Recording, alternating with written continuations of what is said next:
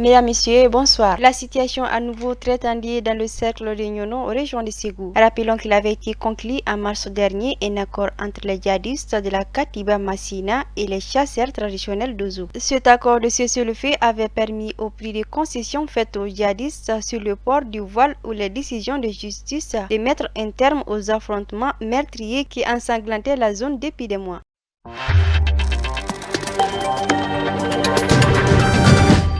La route nationale numéro 7 qui traverse la ville de Ménaka est coupée en deux depuis 3 jours suite à des inondations résultant de fortes pluies. Tous les véhicules d'approvisionnement en provenance du Niger sont stationnés pour le moment.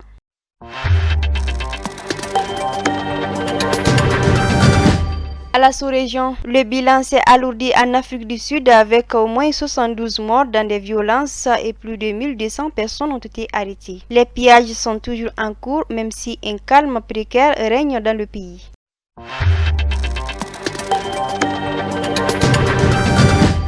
Clôturant cette édition en France. À quelques heures de la fête française, Emmanuel Macron a évoqué la question du Sahel. Notre dispositif est amené à se transformer pour mieux aider les États de la région à bâtir leur avenir dans un cadre démocratique respectueux des droits fondamentaux. Il a aussi précisé que c'est l'armée française et l'opération Barkhane qui ont empêché ces dernières années la constitution d'un califat territorial au Sahel. Voilà, c'est tout pour cette édition. Merci de l'avoir suivi. Je vous dis à demain pour un autre numéro. Bonsoir.